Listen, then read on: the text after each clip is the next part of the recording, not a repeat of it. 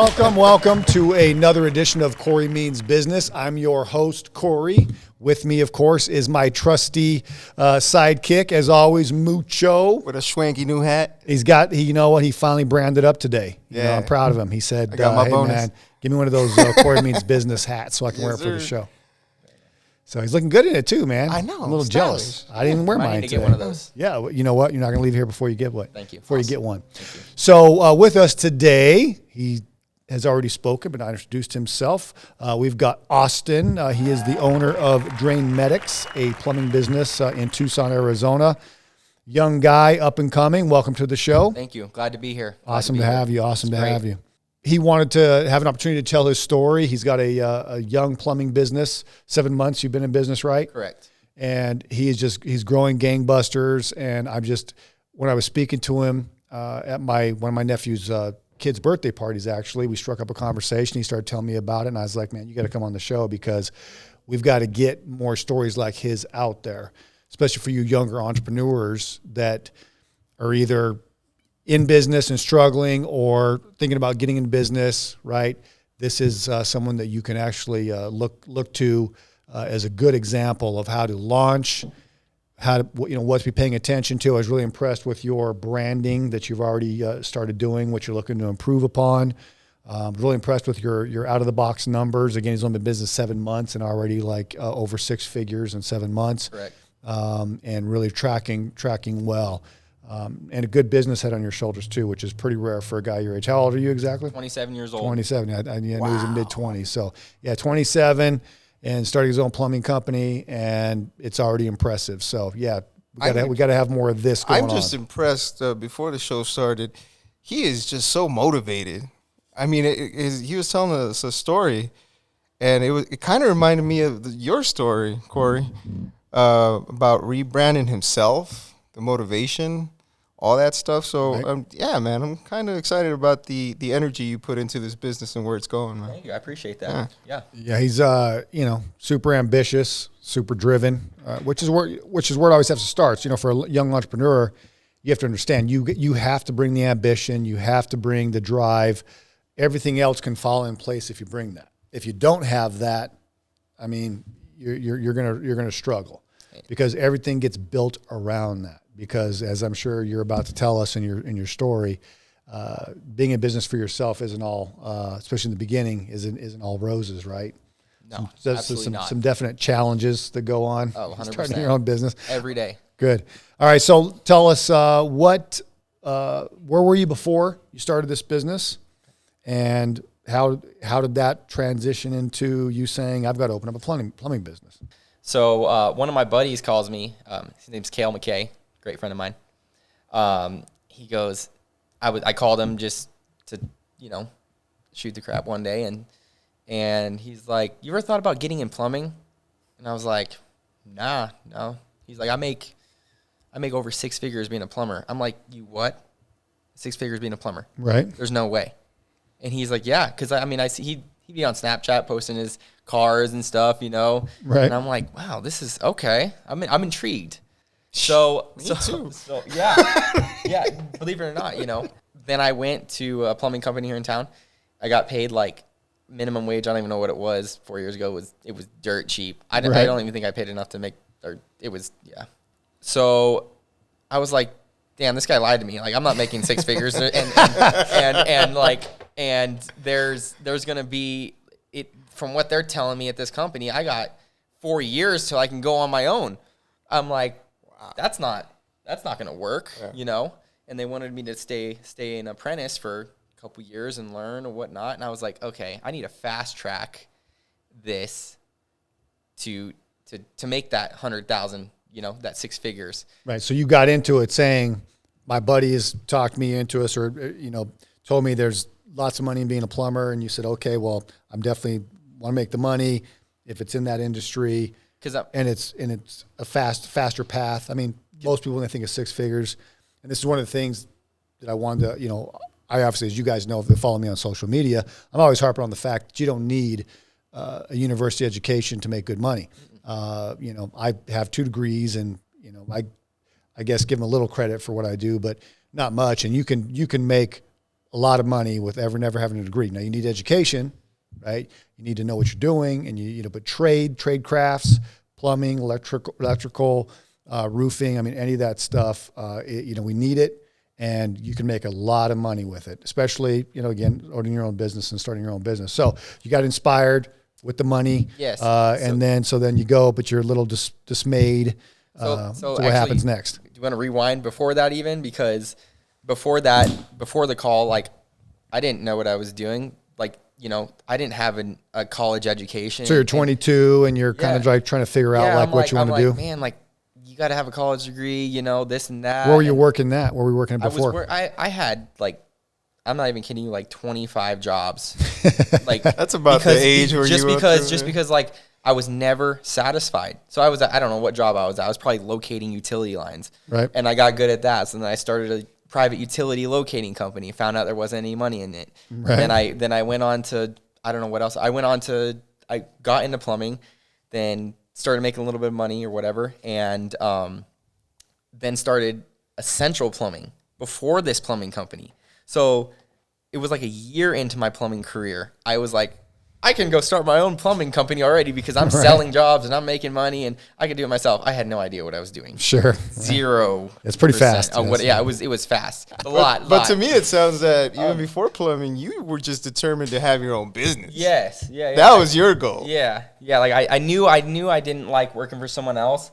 And that's why I bounced around to so many jobs because I was never satisfied. Yeah. I never was satisfied with just clocking in somewhere and working for someone. I just couldn't do it. It wasn't me. Right. It's not meant for everybody, but like it just wasn't me. I was never, ever, ever satisfied. I'm still not satisfied. Yeah. Well, you should never be satisfied. The reality of it is you should never get satisfied. Because satisfaction leads to complacency. Complacency leads to ultimately being stagnant, which leads to, being depressed and then failing. I mean, it's bad. So never be satisfied. That's a good trait. Yeah, and I got a lot of flack for moving around a lot. Even plumbing companies, I moved around to a couple, but I did all the moves I've made is because I was never satisfied.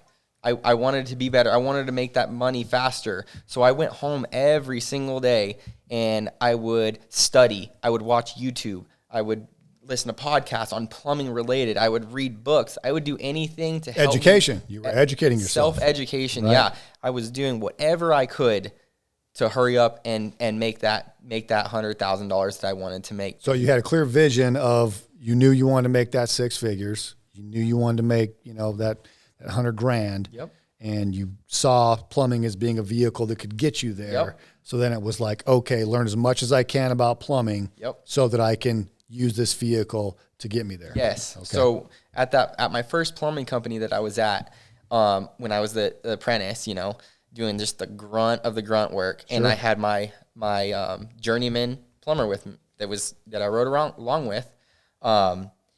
He would show me his pay stubs.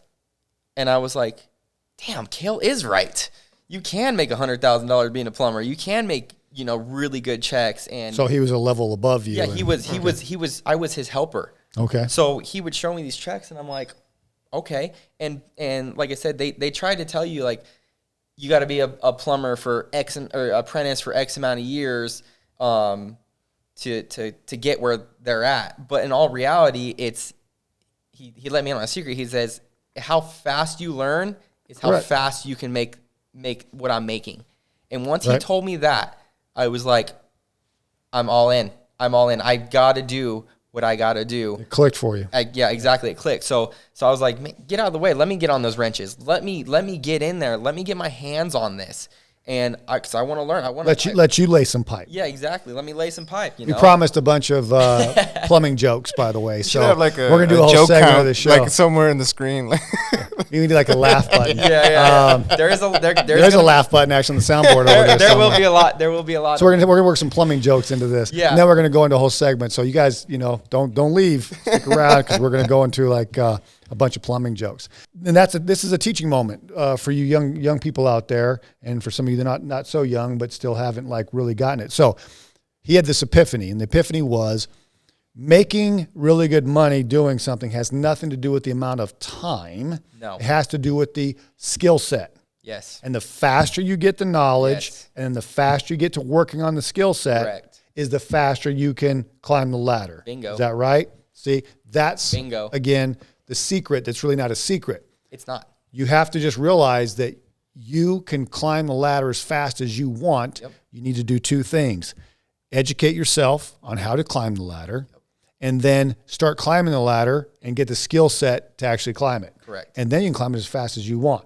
As long as you don't get reckless. You don't want to fall off the ladder, right? So, but you can certainly climb it very, very quickly, as obviously you're proving. Exactly. Well, this generation has a lot of tools at your disposal too, with the internet and smart Yeah, devices. I mean, Education is easier than it's ever been in the a lot of world's these companies, history. to me, feels like they're still following the old '80s, '90s format. That you have to be on the field for so long. Yeah, it's Where you just said that you just looked at that's videos bullshit. and all this other That's bull stuff. because that's what they want you to think. I mean, they need your help too, so they want you to stay. They need you to fill that position, so they don't. Right. They Some kinda- owners have that mentality, and Yeah. you know, again, one of the reasons I actually got into business for myself was the same scenario, same situation, similar situation. I was being held back by the people I worked for because, yes, they wanted me in that position because I was making them a ton of money Right. in that position, and they didn't want me to elevate past that because then I wouldn't make them as much money. I'd make myself more money, but not them as much, or I wouldn't be as controllable, Right. things like that. Absolutely. You know, and Yeah. then they have to worry about filling that position again, and they Yep. don't want to worry about Yep. that. So, yeah. So then you're climbing the ladder. You figured it out. The guy tells you, like, it's not, you know, how long you're here. It's what you know and what you can do. Exactly. Right. So you're like, okay, get the hell out of my way. Yeah, I'm gonna get hands on, and you know they were he was a commission plumber, so like knowing now, like when you're on commission, you don't have time to teach because you're on commission. You gotta get the job done. You gotta move on, and you don't want any mess ups. You can't mess Right. up because that comes out of your commission, right? So a lot of those guys they don't want to help you either. They don't want to help you get because they are making their own living, you know. Right. So I had to make a move then. I worked at that company for like 2 months, and I was like, I literally can't afford to live. I can't even get food. Like my check was like $300 a week. Oh, wow. After taxes. Wow. Horrible. But I stayed hooked. I was like, there's a way. There's a way. So I went to another plumbing company, and I knew just enough to say I've got experience in plumbing. Right. I was like I don't, you know, but I'm gonna go for it. I'm gonna say I have a little bit more experience than I do have, and I'm gonna just work hard and prove that I do. And they ended up starting me out at like $18 an hour. Nice. And I was like, that's a huge jump. So now Sure. they said you're gonna ride around with a guy in a truck for a month to feel the ropes, and then we're gonna get you in your own truck because I had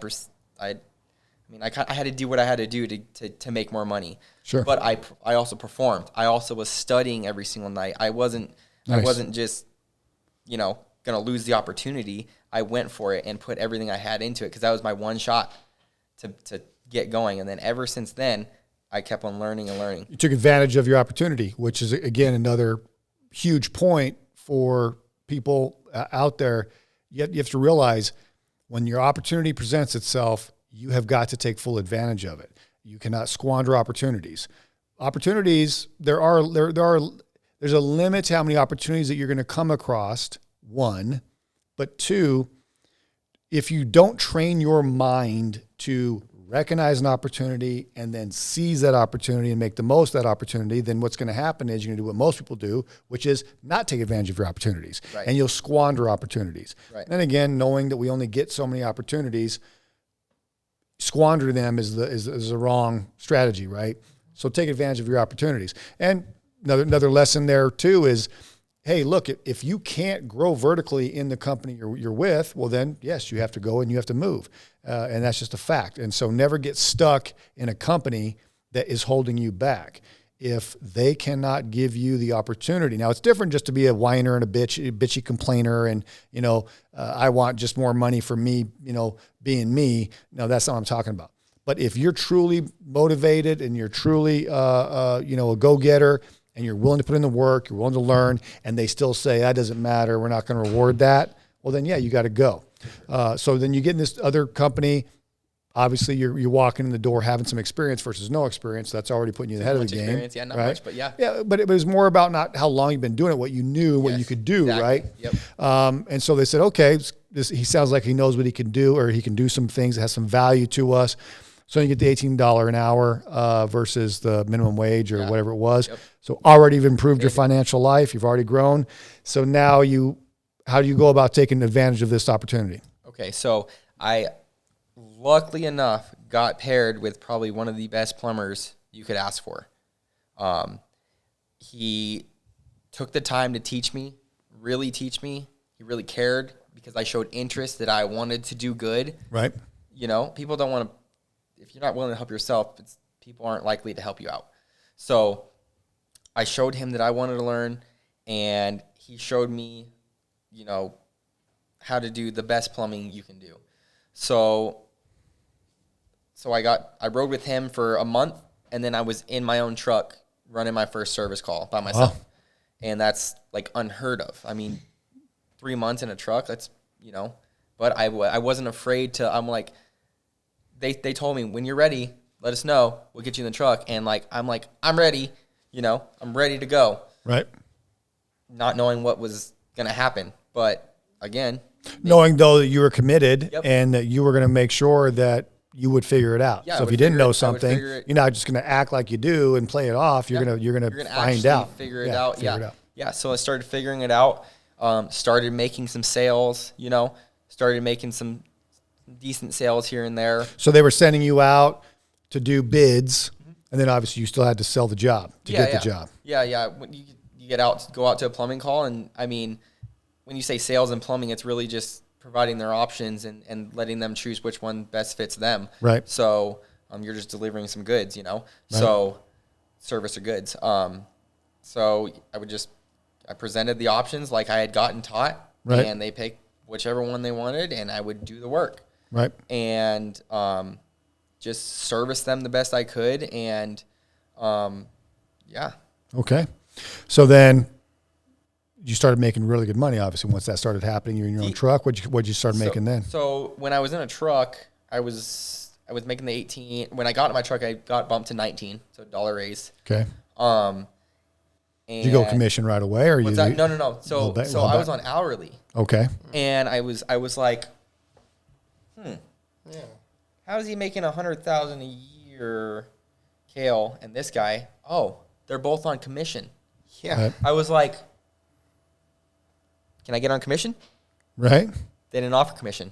They didn't want you to be salesmen. Okay. So they didn't offer commission, right? And I was like, well, time to go back. Time to go to the next watering hole, huh? I went back to the company, the first company I left. I went back to them and said, I can sell, I can do good, I can serve people really well, I can do plumbing well. Can I go on commission? They had a truck ready to go for me, and they're like, well, I guess. you know. So how much time has passed? What are we talking about? It was like 8 months, 9 months. All right. Yeah, 9 months probably before going back to the other company. And then so I worked. So you left a helper, a rookie, and you came back like a seasoned plumber ready to go. Exactly. So I come back and I started right off the bat hitting good sales, taking care of people, getting good reviews. Nice. And everybody's just shook at the company. They're like, where did this guy come from? Like, he was just he was a helper like 9 months ago. Yeah. So they're like confused, and it was hard work. It was self-taught, a lot of it. So how much studying did you do outside of the job? I mean, how much did you did you read books? Did you watch videos? Every day.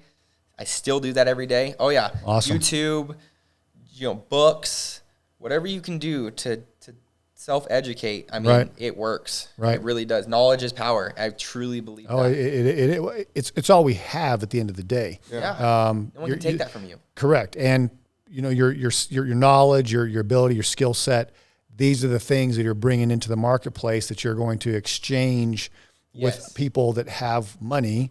You're going to solve a problem with that knowledge and that skill set, and they're going to pay you money for it. Correct. The greater your knowledge, the greater your skill set, the more money they're going to pay you for it. Bingo. These are basic principles, obviously, but it's something that you have to have in the front of your mind I wish someone would have taught me this a long time ago. You were in your early you're 20s. learning- What are you well, talking you're about? learning young. I know. I'm in my early 20s, but like I could have been a little bit. I could have been more ahead, but it's never too late. No. It's never too late for I anybody. hope not. It's never too late. But I'm like, damn, I could You're have been 30, man. It's too late. It's all over. I It's could have all been I'm just 40. a little further along. You know. Up my game, man. His ambition is like making me look like I'm a little lazy. I only worked till like 9 o'clock That's last just night. crazy. He picked up some of the lessons that you've been teaching in other episodes in just a matter of like a year or two. Yeah, he's like the walking Yeah. proof of this book, right? Because Yeah. everything you're doing and everything, the way you're approaching it and everything else is what I teach in my book, I need to get one Maximize of Your those Now. as well. Absolutely. You're going to get a signed copy. I would love to read that. And I mean, you're going to look at it and go like, holy crap, this is like what I did, you know, And because it works. You take your skill set seriously, take your education seriously. When you go to work, apply maximum attention, apply maximum effort, right? Have the in your mind that you're going to do the best job. Then at night, the weekends, you go and study, train, and then you come back the next day and you're better that day than you were the day before. So then now you can move better. Yeah. And yes, that's how fast you can improve. Ladies and gentlemen, it does not take years to make massive leaps in your skill set and in your abilities, which will lead directly to more money. Yes. All right. So 9 months later, you come back, you've taken that education seriously, your skill set. So you're coming back as a different person. So now you're on commission. So I'm out there, right? You know, making the good money on commission. Okay. I was like, okay, this is what he was talking about, making the good money. So I was like, okay, well, I'm making good money here. I'm gonna go start my own plumbing company again. I'm gonna start my own plumbing company. It's too good. I gotta go. It was right because I was like doing really well, and it was right before COVID hit, like right there when the pandemic was released or whatever. So I was like a month in it was called Essential Plumbing, and I had no idea actually what I was doing out there. So how long did you work for the previous company on commission, and how much money did you make? On the previous, I probably worked there 4 months until I started my own plumbing company. Wow. Everything is turbo. That's Jesus what I'm saying. Yeah, but I know Slow. it's picking it Even up for so me, quick. and I'm like, Mr. Like, let's go. I'm like, dude, you gotta slow it down. I probably would have a been little stuck bit, at that slow it hourly job. it just goes back to like never being satisfied and deserving more. You know, you put the hard work in, you can have anything you want. Absolutely. So that's what it's like a true testament, really. Like I am doing it. So you start your first plumbing business. Yep, Right. that and was you weren't horrible. really ready for it. I was not ready. Right, I didn't know okay. anything what I was doing. I didn't know how important branding was. Most importantly, marketing. Right. I didn't know. You could sell the job and you could do the job, but how do you get the rest of it? Right. Yeah, That's where you're like, whoa, okay. I was pretty much paying people to do their plumbing. Right. It sounds weird. So your but price point was off. Yeah, it was your way marketing off. I was was like, off. I'm gonna come in here and I'm gonna undercut. I'm gonna undercut everybody else. I know what everybody charges because I've worked at a couple, these couple plumbing companies. Right. I know what they charge. If I just come in, they're way cheaper. They're gonna go with me. Sure. That was And they will, but They the will. problem is you're gonna be working for free. Exactly. Or losing money on some jobs, right? Yeah. So that lasted like 3 months. And I was like, I literally ran out of money, like Right. $0 in my bank account. And I was like, damn it. All right. Well, now I got to go back to work for someone. Right. So I saw a job. Don't tell me you called those guys up No. again. Look, I learned even more of this. It's me again. I'm back. No. Yeah. So there was a job posting I saw. It was one of my buddies up there in Phoenix make $100,000 being a plumber, and I'm like, Right. okay, well, I still at this point I still had not made the $100,000, but I was trying to fast track my way to it. Right. Okay, A little too fast, yeah. Yeah, little too fast. I maybe so. I got hired on at that company. Within my first month of being with that company, I did like $150,000 in revenue, and I was like, wow. But this guy had also taught me a process, taught me, start to finish on a being with a client, Right. with a problem. Okay. So I learned his process. I became one of the top salesmen in Arizona throughout the company right off the bat. And it was cleaning drains. Okay. It was cleaning drains and just, unclogging drains. So emergency services, people calling up saying, I'm toilet's backing up, shit's everywhere, somebody get over here right now. It's so urgent. You got to have it done right now. Sure. To where it's tough to live without plumbing in your home. Exactly. So I was it's kind of a right now thing. Yeah. So one thing I picked up with him is he specialized in a department or a division, specialized in drains.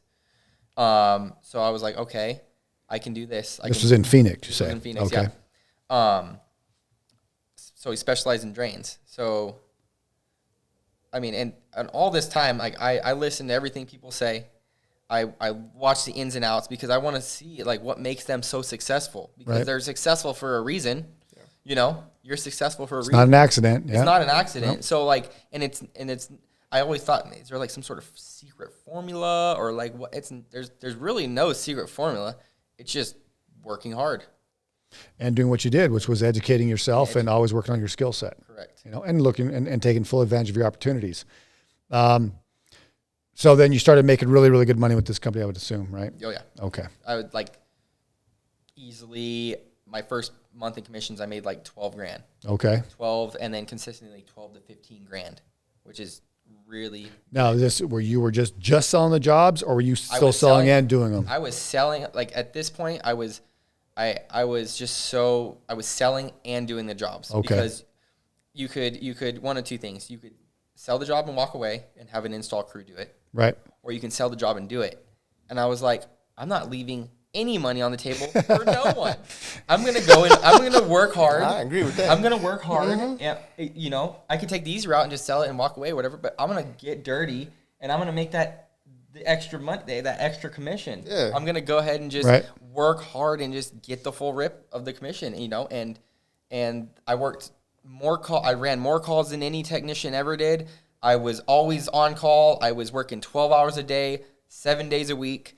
Just getting that money because I was like, wow, I'm making more money than my buddy Kale was, this is crazy. And it felt good, didn't it? It felt great because I was working so hard to do that. So, yeah. So, and the reality of it is, in this, your story is filled with so many gems and so many lessons for people. And again, I teach them the book here, Maximize Your Now. And just so you guys know, by the time you see this video or hear this podcast, this book the audio version is going to be free. I decided to go ahead and just make it a free audio version. There'll be a link below in this video or this podcast to the book, to the free audio version book. I'm just going to give it to you for free, my gift. But everything he's saying is in this book, and how to do it is in this book. That's crazy. And it is literally, that's the way. Now, it took me a little longer to figure it out than it did him, sounds like. But you one of the biggest lessons there is that when you see that opportunity and you're like, okay, and you sit down, you do the math. You're like, okay, if I get the sales commission, I get the doing it the job commission, it's gonna take me this long, and I'm gonna make, oh shit, that's it. There's the money I'm trying to make. There's a goal. I'm gonna freaking check that box, right? And so then you got excited. Now, you probably didn't even think that you're working 12 hours a day, 7 days a week. Probably didn't even occur to you because you're like, this is my goal. This is what I'm here to do. Because what else are you going to do? Watch TV? Yeah. What else are you going to do? Like freaking hang out and like drink and do bad stuff? No. So you said like, look, this is my goal. This is what I want to do. And until I check this box, I'm not focused on anything else. And so you put the blinders on and you just said, hey, fuck the rest of the world until I achieve this, which is what I've been trying to do now for, 2-3 years into it at this point. Put the blinders on, work your ass off, and full steam ahead, and then you nailed it. Now, once you start nailing it, even though you may pay a big price, and again, everybody that comes through this curve when it comes to making money, okay, this is something that I don't think a lot of people are prepared for mentally. But as you come through the curve and you finally get this opportunity in front of you like he did, and you can make a lot of money, you have got to stay singularly focused. Right. And, we all see the memes on the internet talking about how, work in silence, let your success, show them. That's true. but people never really put that together, what that means, okay? What it means is you have to disappear for 6 months. You're going to have to like tell all your friends, your family, hey, don't call me, don't invite me over, don't expect me to hang out on Friday, Saturday nights. Next 6 months, I got to get this goal knocked out. And I'm going to work 70 hours a week. I'm going to work 7 days a week, whatever it's going to take. And when I'm not working, doing it, I'm going to be studying and training. Other than that, leave me alone for 6 months. And it's amazing what you can do. You put your head down, you disconnect yourself from the rest of the world, and you go for that goal. What you can do in 6 months, 3 months, 4 months is absolutely life-changing. And again, and then you taught yourself how to do it. And sometimes you got to do it the hard way, right? I mean, sometimes it's got to take that 7 days a week, 12 hours a day, right? And you pour in that 90 hour week to get it done. But then in the next phase, you say, okay, are there some ways I can do that, get that result, but more efficiently? So it doesn't take me 100 hours. Because it's not like you have to work, nobody can sustain that. Nobody can sustain 100 hours a week. You can do it short time to check the box, to get the goal knocked out. But then what you want to do is you want to flip to, how do I make that more efficiently? Yep. How do I get that same result, but in 70 hours? And then how do I get that same result in 60? How do I get that same result in hopefully like 50 hours eventually, right? I mean, that becomes the goal, is to get it down to where, because of course we all want to live a life. We want to, we want to have friends. We want to have a family. I'm not saying like tell your friends and family to screw off forever, but just till you get the goal knocked out, and then you can start creating efficiencies to be able to start making a little bit more money. So when I was doing all these drain calls and stuff like that, when I was making all this money, I didn't even think about the money though. I didn't think about, man, I'm just going to make a lot of money off this job. I truly went to servicing people, servicing your client to the best you can, and just taking care of them. And the money just came. Yes. It literally just came. And I was like, I'm making $5,000 a week checks. And I'm like, I'm just out here helping people. Right. And just really, and of course, it does create a little bit of a monster in you sometimes of like, and then you're like, oh, the money. And then when I started thinking about the money, started to go downhill. Sure. I had to get recoached to not think about the money. Then when I went back on to serving people, right, the money came again. Yes. So it comes serving. Yeah. That's what I was thinking when you were saying that you would go out and do the work, not just sell it. Yeah. You're building a rapport with a lot of people. Mm-hmm. Now, is it ethical that when you start your own business, you start poaching some of those customers out? I mean, is it? Depends on your non-compete. If you have a non-compete clause or you don't, or an arrangement or you don't. I mean, again, if it's a proprietary customer, in my professional opinion, I mean, I've never done it. If I know somebody else is somebody else's customer, because again, there's plenty of customers out there. There's no limit of customers out there. If you do great work and you have, you get great results for people, there is no competition. Competition's a myth. So, my buddy that was in the industry, he told me, he's like, because people always ask you to do side jobs. Right. And he would tell them, yeah, I'll do the side job for the same exact price because I'm so busy with this company already. I can't get, you know what I'm saying? Like, that was just an easier way of saying no. You're not going to. A nice way of saying no. Yeah, exactly. It was a nice way of saying no. It's going to be the same price 3 weeks from now.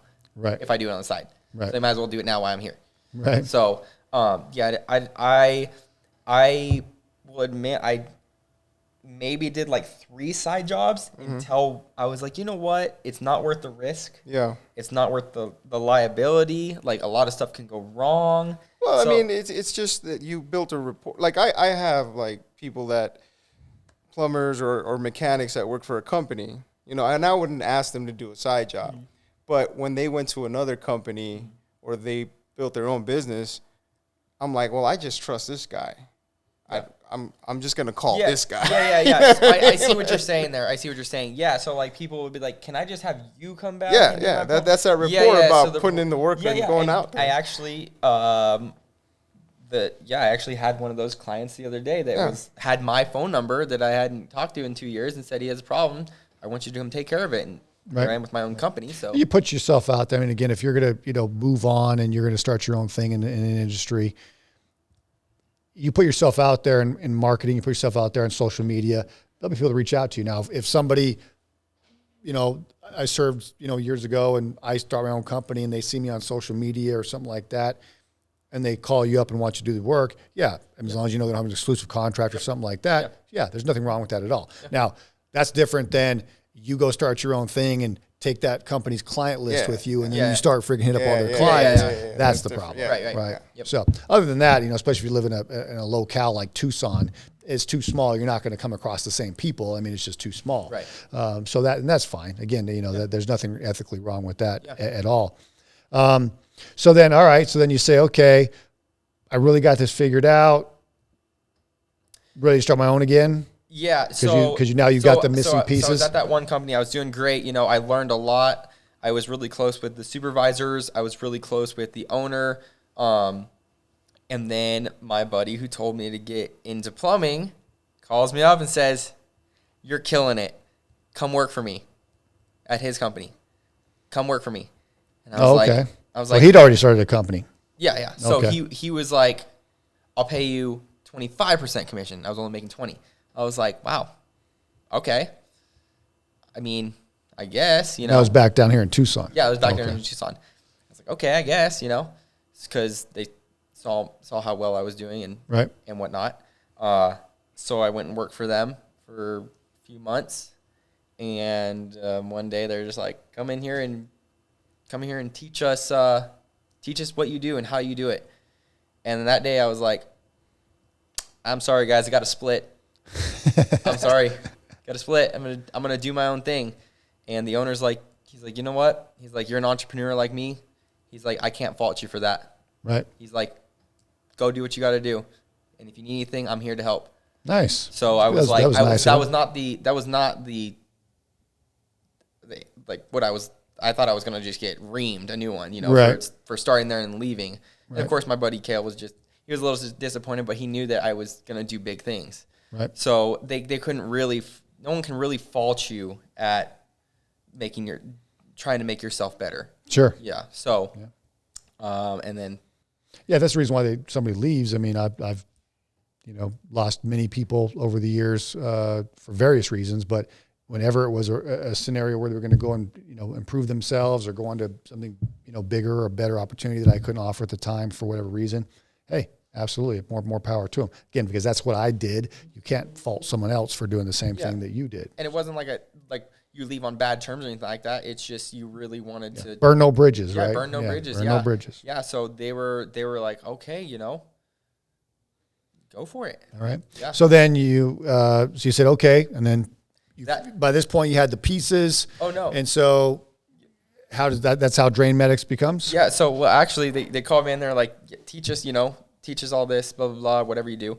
And then I was like, I for some reason in my soul have got to do this again on my own. Cause they knew my past and knew everything. And I was like, for some reason I've got to just try this again. And that day I went in there for a meeting and I didn't know I was going to that same day be jobless. I left voluntarily to just do my own. So you're going to this meeting, you weren't even thinking about actually like quitting and going to start your own, but it transpired in the meeting. Yeah, just transpired in the meeting, and it just like hit me that I'm like, something was telling me I just got to do it. And like, usually when something's telling you to do it, like your gut feeling like that, you got to go for it. I got a feeling though you get told this a lot. What's that? I have a feeling you get told this little voice you have. I know, right? Because that's how quick it moves, but it's a good voice. Stop staying here. You've got to leave. Leave now. Any minute now, he's going to get up and go like, I got to go. Yeah, see you guys. I got to go. See you guys. I've been here long enough. My voice is saying it's time to go. I'm going to go to a new podcast. Yes. Yeah, he's going to start one out tomorrow. Like, hey, I can do that. So on Austin's podcast today. He's going to start his own podcast right now. Today's episode. With a sidekick named Macho. Tech Talk. Here we go. You're not mucho macho. But in that story, when you said that you had a meeting and they said, teach us what you know, how comfortable were you when they said, in my personal experience, when I busted my butt and I put in so much hours to hone my craft, and then somebody just says, teach it to me now, so everybody else can do it quicker, better. Which I'm not comfortable with that. Which I'm all for helping people. I am too. Yeah. But like I get what you're saying. Because they want to make money off of all my work that I put in. Though. Well, I mean, the bottom line is there's no secrets. And and I've taught, one of my obviously things that I do is teach people. Yeah. Teaching them is not the problem.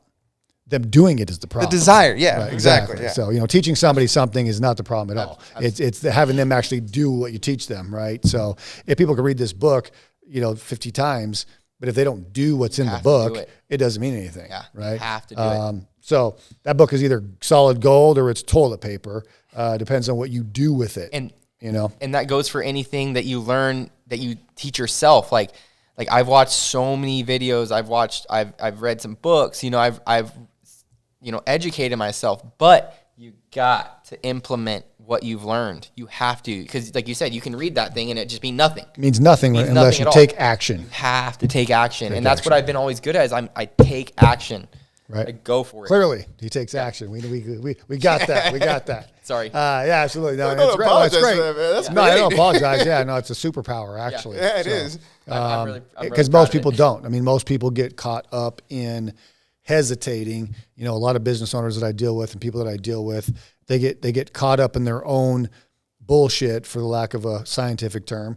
They get caught up in their own bullshit of, well, do I go left or do I go right? Well, I'm not sure which one to go, so I'm going to go nowhere. And that becomes the default. The default is, if I don't know whether to go left or right, I don't do anything. And this is a human condition. If I don't understand which decision is the best decision, or if I get caught up in this 20 pros and cons of this way and 20 pros and cons of this way, and I don't know which one, then people freeze. And that's the only mistake you can really make. Making mistakes is part of doing business, part of learning, part of anything is making mistakes. You're not supposed to be mistake-free. What you're supposed to do with that, though, is as you make mistakes, you're supposed to learn, right? And then you're supposed to get confidence in the fact that, okay, the next decision point that I come across, I'm going to go with what my gut tells me, because usually your gut's right, okay? Most of us know what the right decision is. We just get caught up on our own bullshit and get, but am I sure? Like there's some guarantee you're going to have. There's no guarantees. Your gut tells you this is the better way for me to go. Don't listen to the doubt that creeps in right after that says, but what if? And that's the biggest thing that people get caught up in. Oh shit, what if? What if my book gets knocked down on the show? People get caught up in the what if problem. Okay, I'm guilty of that. Yeah, and that's the most dangerous thing there is. Absolutely. I want to go this way. It feels right. Everything tells me this is right. But what if? What if something bad happens? What if it doesn't work out? What if? Exactly. It's all in your head. It's bullshit. It's total bullshit. It is. You move. What's the worst that can happen? Exactly. What's the worst? You're not going to... You get better. That's the worst that can happen. Are you going to die? No. You're good. You'll get better. Yeah. Well, as long as the decision isn't jumping off this cliff. But your gut shouldn't be telling you to jump off into traffic. Within reason. Right. Yeah. But again, decisions on bettering yourself, improving yourself, making more money. Should you make that decision? If, again, your gut says this is a good move, then don't hold yourself back with the what if bullshit, because it's bullshit. You make this move, and if you're paying attention and you're making the move right, and you're dedicated to it, right? Nothing. The worst thing that's going to happen is that you learn. Even if it doesn't work out, you learn, and then you make the next move, the next way. Your path is never going to be some straight line. It's going to be zigzagging. Right. I think I've learned more. But as long as you're moving forward, that's all that matters. I think I've learned more from my failures than anything. Of course. Yeah. I'm never, ever going to do that again. Yep. Ever. Learning what not to do is very valuable. That's a big part of it. And I've failed a lot. You didn't, and again, I have a problem with that, with this whole idea of failure, right? But is it really failure? It isn't. No, it's success. Because you can only fail. One of my mantras is you can only fail if you stop trying. As long as you're trying, you can't fail, right? So as long as you keep trying to do it, I can't fail. So let's just say I've used this example before, but let's say I want to learn how to make this tumbler, right?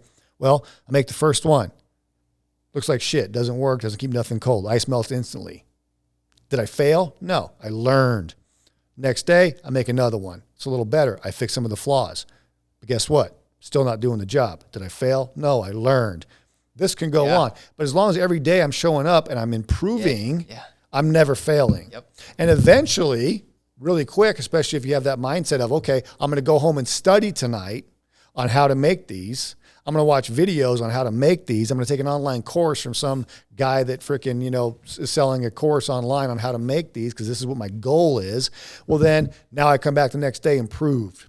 It'd be insane to come back the next day and make the same one again that already didn't work the day before, because that would be then failing. Not improving is failing. That's another thing that's also failing. Not improving is also a form of failure. So quitting is failing and not improving is failing. If you improve, even just by just a little bit the next day, you're not failing.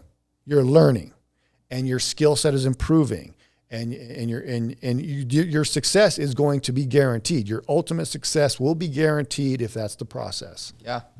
I think I have a perfect example, and you can probably relate to this too, since you've been going to the gym for a little bit now and doing good in there. I posted a video of me on Instagram where I was squatting. I tried 225, and I went down and got stuck on the ground and dropped the bar, right? But I posted on that video, is failure really failure? Because guess what? The next week, I knew I was going to come back, and I did 225 for 12 reps. Wow. I don't even know how, but I train twice a week. But like, I did that, and I was like, yeah. So is it really failure? No, it No. was preparing me for the future. It was to get learning. Better. Yeah, it was learning. And like Correct. when you start even thinking about that, it's so awesome. But people will get caught up in saying, well, I tried it once and it didn't work out, so I'm not going to try it again. And a lot of people would not try 225 again. You said it didn't work, but I didn't fail, because guess what? I'm coming back, and the next leg workout, I'm going to do it again. And guess what? I will be better at it. Now, nobody could have predicted you'd go from couldn't do it to 12 times. Yeah. But maybe it was even if you got it 2 times, again, the improvement was there, which guarantees ultimately your success.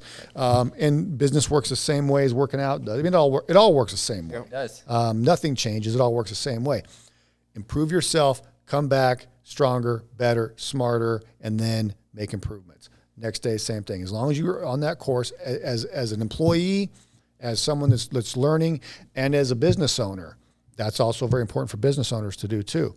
Come back the next day better and better and better with the mindset of, making those improvements.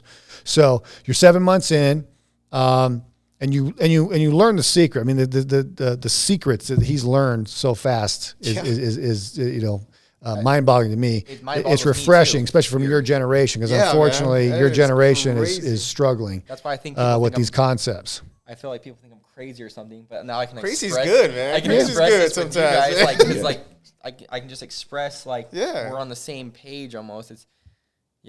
But the biggest thing you've learned so far, I think, especially when it's going to go along your money-making journey and how far you can really go and what you can really do, is that little thing that a lot of people never get.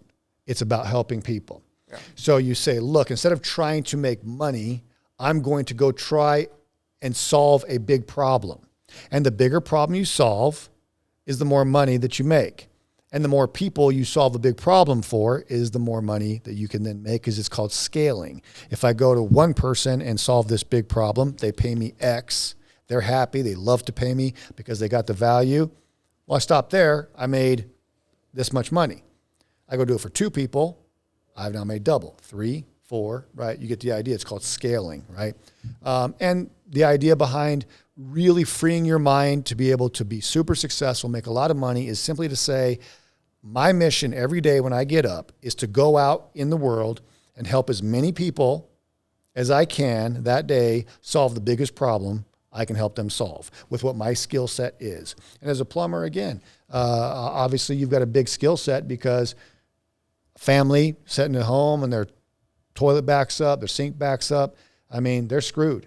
That's a big problem. Yeah. And you have the skill set to go solve that and make them happy. And, and that's huge. So you solve a big problem. And again, because you're your skill on obviously moving quickly and doing a good job and being efficient with it, you'll be able to help more people. Now you want to scale because you want to start thinking about hiring little mini U's, right? That's kind of like your next evolution. So you're 7 months in, you're doing fantastic. What's the goal for the next 5 months as you complete your fiscal year?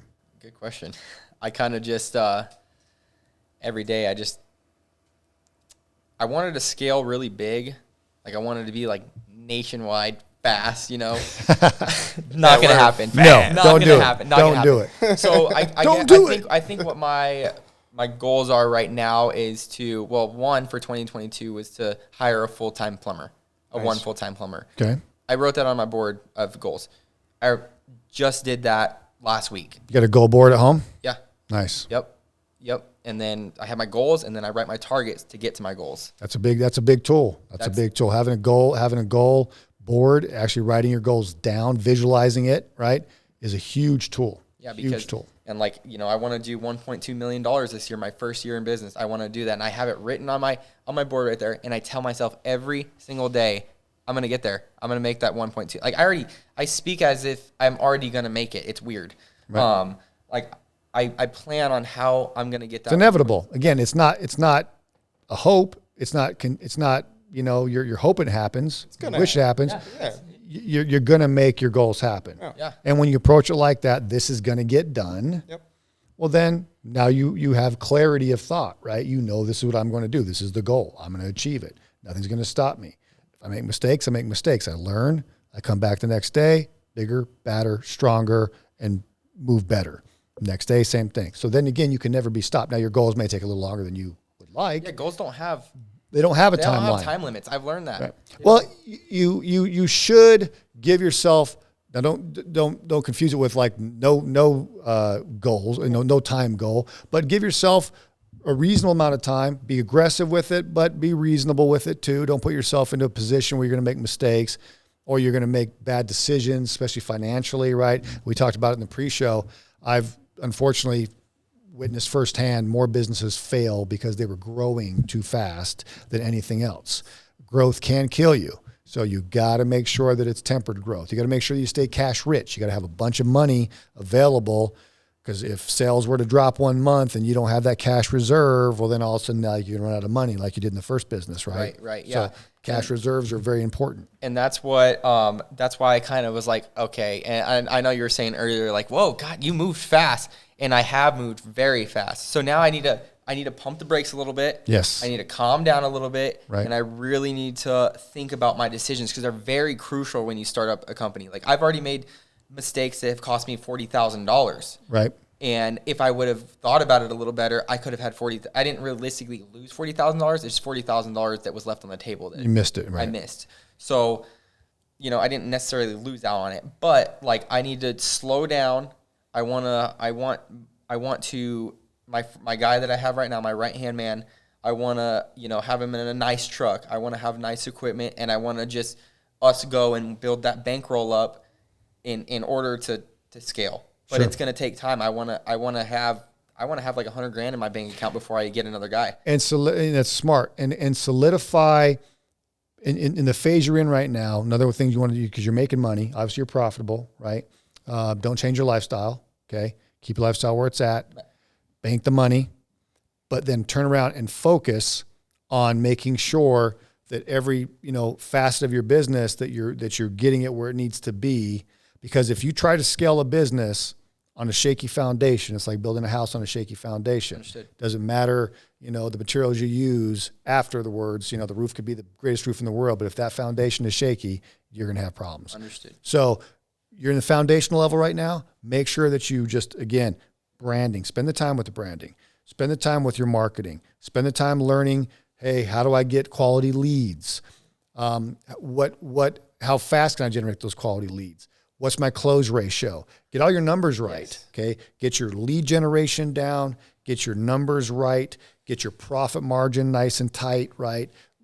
Get all your overhead dialed in nice and well. Any costs, do a real close examination of all your costs. If there's any fat, trim it, right? You want to get lean and mean when you're in the phase you're in right now. Take a little bit of time, again, not years, just, months, maybe 6 months, get everything super lean and mean, then start to scale. Let the bank build up, get everything super, super tight, super solid. And because you start growing and you bring on some more guys and you got these problems that are going to come up, and they will. And then you didn't finish building your website right, or you didn't, get your marketing plan together. Damn it. I didn't, do this one thing that I was wanting to button up before we started growing, but now, this guy's calling me. He's got this emergency over at this job site. That's a bad spot to be in, right? So don't leave anything undone. Get all of your foundational stuff super, super solid, money in the bank. That way you don't got to come and deal with any of this while you're focusing on growing. Yeah. And then now you can grow and you scale. And scale aggressively, but scale predictably. 30%, 40% growth, 50% growth. Obviously, in your early phases, you're going to be able to double your revenue quickly and, your profitability really, really quickly. The second you start seeing that profitability margin, though, start to get a little, feel uncomfortable. Like right now, it's just you and a helper. You're going to be at maximum profitability, right? Your profit margins will never be higher than you out in a truck doing the job. Right. You're getting the sales commission. You're getting the labor commission. You're doing the job the best it can be done. You're not making mistakes that an employee would make, right? Your profit margin will never be higher than it is right there. But there's an acceptable profit margin as you scale and as you bring on other guys and other trucks and where you're going to say, okay, this is where I want to be. Typically for a business like yours, I'd say your profit margin, you want to be at about 30%, 33%, anywhere in that range. Maybe down to 25. If you got 4 or 5, 6 guys running and you got down to 25%, that's fine. But a service-based, a product-based business like you have, it has to stay at 25. Now, if you get huge, you can maybe go down a little bit more, 15, right? No less than 15%.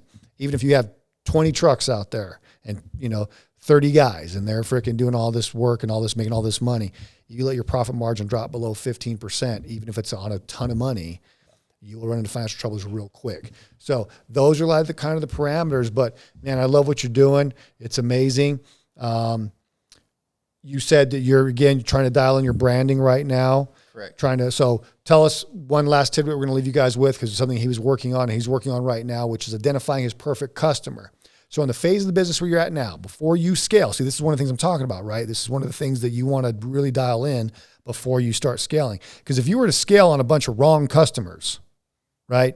You didn't take the time to learn who your perfect customer was. You're just going to take all comers. That's what you did in the first business. Yeah. That's why you ran it aground, because you were just taking all jobs. I'm going to undercut everybody. As long as I'm working all day, I'm doing good. Yep. That's wrong. So now, perfect customer time. Identify my perfect customer. Get your price points right. Okay. And no, you don't want to be the cheapest guy. No, you don't want to undercut. You want to be the person. You actually want to be the highest priced, but you want to be because you're bringing a ton of value. Oh, yeah. That's why your price is high, not because you're trying to cheat people, because you're going to do extra things that other people don't do. I think I've gotten more work being a mid-range price to mid-range to premium pricing, of course, than not. Because I do provide so much value to people, and they're willing to pay that because they want the work to be done right. And because your profit margin is solid, that you can spend the extra time. And, if there's any kind of issue, you don't got to just throw some dirt over it and hope they don't notice, because I'll eat my profit margin up if I actually fix this. Yeah. You actually can take your time and do it right. Which, again, coming back to price point, which is in the PEG system as well, understanding your price point needs to be right, not low. Meaning that you have to bring the value. Now, by having a higher price point and having a greater profit margin allows the business owner to be able to take more time, pay attention to greater detail, and overall guarantee that the work is going to be done at a higher standard, right? Versus a lower standard. And, buyers out there, hey, that old adage, if you get what you pay for, is true. It's very true. Never ask for discounts. No. Never ask for discounts, because you're just screwing yourself. You're not saving any money. You're screwing yourself. I don't think I rarely give discounts even. No, I mean, it's... Never do discounts. I think I present everything so well and provide so much value that that it's not even an option for a discount. I don't think anybody's been like, can you give me a discount? They're just like, okay, let's start the work. Right. And which is crazy to me, because back at these other companies, I was like, I'll discount this, I'll discount that. There's no value in that. It's all taken away. And then your profit margin evaporates, and now you got to do a shitty job. Yeah. And you didn't want to do a shitty job. Now you're forced to do a shitty job, because if you don't do a shitty job, you're not going to make any money. And then why did I show up here? So that becomes the catch-22 of a bad price point. And business owners listen to him. Another gem, again, your price needs to be high, not high where you're where you're taking advantage of people, high where you can do a high quality job to where you can give them the best outcome, because ultimately that's all that matters. Yeah. So, and going into that, you have to charge what you have to charge, not for where you're at right now, but for where you want to be. Like I want to have a guy in a truck with equipment and a nice truck, so we can come warranty the work that we do if need be, you know? So like I have to charge what I have to charge. Very smart. Yeah, your warranty work ain't gonna matter if you're out of business in 6 months, right? It doesn't matter. So you got a warranty. Like, it reminds me of that movie, I think it was Tommy Boy, right? When they were selling the brake parts, and he goes, hey man, I could take a box of shit and slap a guarantee on it. Yeah. Guarantee doesn't mean anything if the company's out of business, right? So again, another reason why you don't want to pay the discount prices and cheap prices, because that means that company might not be around, which then means that guarantee that you think you got doesn't mean anything. Nothing. Yeah. So you have to charge where you want to be. So I charge where I want to be. Right. Not necessarily like to the moon, but to where I want to have to get my guy the truck, you know. Where you can have a sustainable company that's doing well, that's got all these resources, all this equipment, quality people, quality. You don't have to hire the guys that no one else wants to hire. No. You can hire the best of the best, which means that as they do work for you, Mr. and Mrs. Customer, you're going to get the best work, because that company then can hire the best people. Exactly. And if you're buying something that's a good and a service like plumbing, roofing, anything like that, you understand if you're getting a discount, something's being cut. It is either the product, you're not getting the best of the best, you're getting the bottom shelf stuff, or you're getting not a great install. Absolutely. Right? There's a short, because a shortcut has to be taken somewhere. Absolutely. So again, dialing in your price point is another one of those operational things where, again, make sure that you dial in your price point really well. Again, where you what you said, look, I'm going to make some good money. I'm going to be able to grow this company, and I'm going to be able to offer my customers the best of the best, the best products and the best service, and back it with the best guarantee, because if there is a problem, I have no problem coming back here, and I'll have the resources and the ability to make it right. And that's where, again, your price point should be. Absolutely. Yeah. And I'm a firm believer of having, the best employees, because without them, you're nothing. I think so. That's what I've learned. So if your business is based upon a good and a service, right? So if you don't have the best people, well, then the service cannot be the best. You're not going to hire the guys that aren't very good, or aren't quality, and then think that you're delivering quality to your customer. That doesn't translate. So when we're talking about scaling, right? Right. I always was like, man, I want to be that big company, right? Well, now I totally rewound and said, okay, I want to be the best smaller company with the best guys, the best equipment, the best pay. I want to be tracking the best guys I can get, and just have a decent little operation that I can make more money in my smaller operation than being nationwide. I think that's true. Now looking at it. And the reality is, when you look at your market, right, and one of the things you guys have to do as a business owner, and what you're doing is, look at your trade area, right? How many people are in here in my trade area? Like, so my trade area, how far are you willing to drive your truck, right? 30 miles, 40 miles. So who lives within 40 mile radius, right? There might be some other little cities next to you that are within that 40 miles. You just have to decide, how far am I willing to travel to get the type of work that I want for the people that I want to do it for. That becomes your trade area. Now, unless you're living out in the middle of rural nowhere, there's going to be still a lot of people in this trade area, and there's more than enough opportunity. So I always tell people that tell me, like, oh, I want to expand over in this state. I'm like, okay, have you done the research? Are you telling me that you have complete market saturation in the market you're in? Well, no. What's your advertising and marketing look like? Word of mouth. Okay.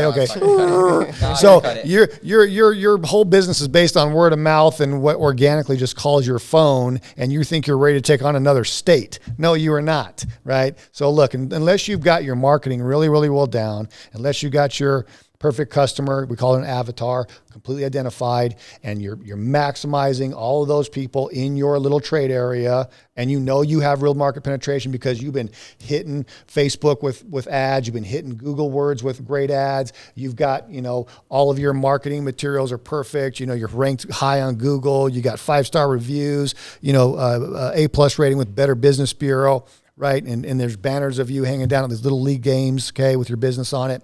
Unless you're there, you're not ready to take on a new territory. You haven't even conquered this territory. Why would you want to take on the complexity of a satellite office or another location when you haven't even maximized this location? Yep. So maximize this location first, then think about other territories. But it is so rare when I even see a company that's actually maximized the territory. And there's some big companies, and Tucson's not that big, about 1 million people in the metropolitan area. Mm-hmm. And there's some companies here in the, homes services arena, HVAC companies, plumbing, that are pretty good size. Some 50, 60, 70 truck type level companies, 125, 150 employees. And if you're running that size of a business and you're running it right with a high profit margin, that owner could be making $2-3 million a year.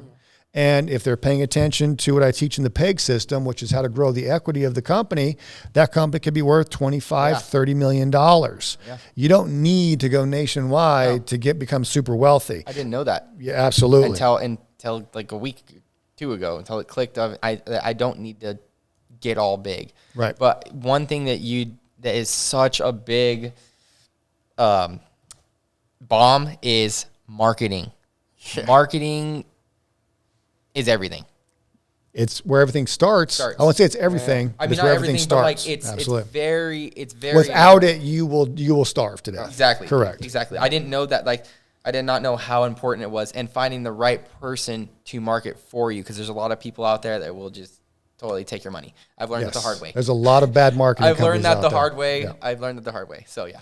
And I come across customers and clients all the time, and who's doing your marketing? Oh, we got this marketing agency. How much do they charge you? Oh, they charge me $4,000 a month, $5,000 a month plus ad spend. And I'm like, ooh, ouch, that's a lot. That's a heavy management fee. Oh yeah, absolutely. And again, if they're bringing you hundreds and hundreds of quality leads, then sure, it's worth it.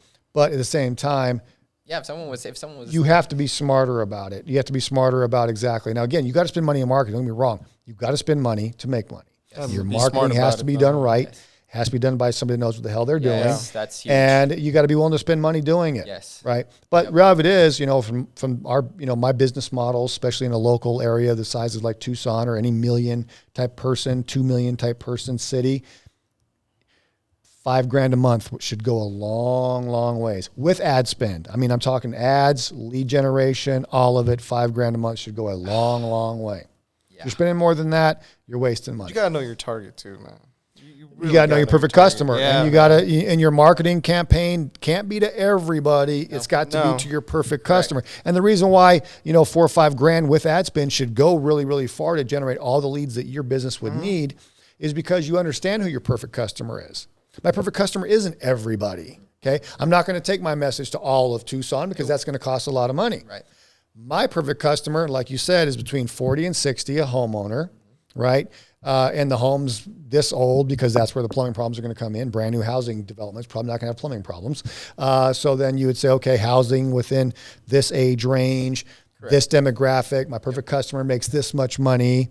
My perfect customer has this kind of like hobbies, right? So where you dial it in.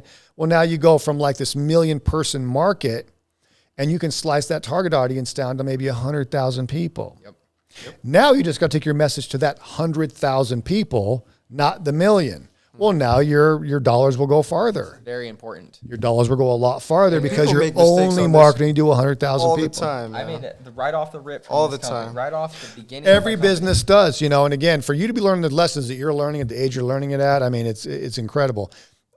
Most businesses never learn that lesson. Yeah. Most businesses will say, oh, if there's 1 million people in my city, well, then 1 million people got to know about my protein shakes or whatever. And I get people like that. They don't to me because not everyone, those 1 million people aren't going to be drinking your protein shakes. Absolutely. There's maybe 50,000 people out of that million that would ever be interested at all in your protein shakes. Yeah. And by you spending money or time or energy trying to tell the other 950,000 of them about it is ridiculous. But I catch business owner after business owner after business owner doing that very thing. I get clients coming to me. I'm in the radio business. You do radio advertising. And I do promotion and marketing for 6 radio stations. And I'll get some really decent companies locally saying, hey, I want to do an ad on this radio station. And I'll be honest with them. Like, no, that's not a good fit. It's not your demographic. It's not your demographic. And I can make this sale easy because I know you're anxious to put this on the air, but I level with them. Yeah. And there is a lot of people that make a lot of mistakes when it comes to marketing. I feel like a lot of people don't know that. Yeah, they don't. They don't. Right. No one's told them that. Yeah. No one's told them that you have to have that right specific customer. Right. Otherwise, you're spinning your wheels like it was in the beginning at Essential Plumbing. I was taking whatever. Didn't work. Your greatest superpower that you have right now from this conversation, and we're gonna have to wrap it up now because we're running a little bit long. We'll have to have you back for another show, obviously, once he's even grown farther than he has, is your willingness to say, look, I gotta recognize that I don't know what I don't know. And then I got to be willing to go know it, right? So that becomes really, when you want to start moving really, really well, is to say, like, I don't have to know everything, but I have to know what I don't know. And then I have to be willing to go and learn what I don't know. Always be learning. As long as you have that tool, as long as you have that superpower, then again, you're unstoppable because you learn the pace of educating yourself becomes extremely rapid. And that's why you've learned so much so fast is because your mind just wants to go and grab all this new information. It's addicting. It is addicting. Success is very addicting. Because you can create your own future in your own hands. And really what you're going to find along your journey, and you're a very young man, what you're going to find along your journey is really the ultimate riches that you will achieve from growing your business is how many people you can help.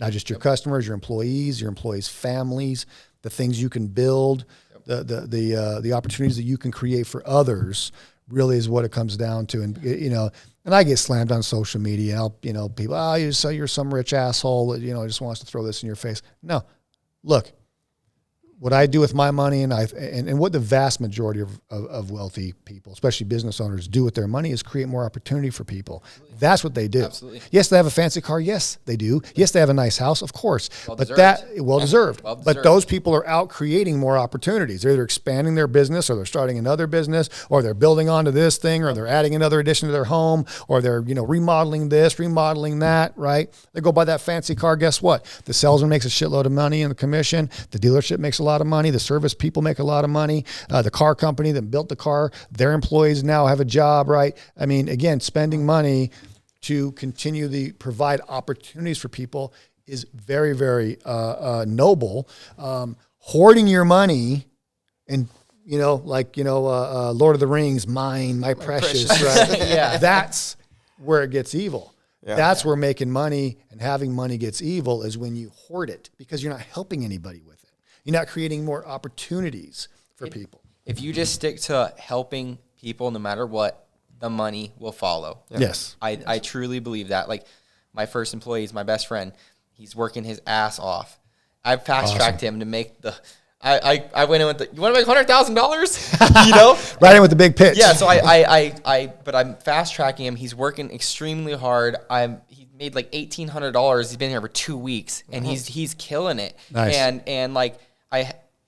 it's seeing him able to do things for his family. Like I'm not thinking about the money. I'm thinking like, wow, he's so happy that I have such a great culture. He's making good money. He's providing for his son. Like that's and that will keep you.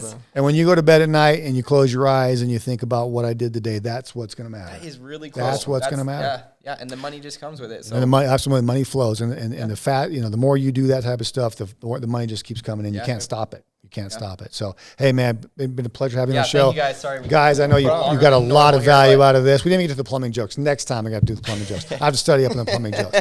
Hey, if you like this, if you got good stuff out of it, please like, subscribe, and share it everywhere you can, because the more we can share stories like Austin's, I mean, imagine the power we can give to people, right? Yeah. Because this can happen for anybody that's willing to put in the work and learn and get the education and do all the things that he's willing to do. And you can see how fast he's going to be successful. It doesn't take a lifetime. It just takes dedication and perseverance and ambition, and you can do some big things really, really quick. Absolutely.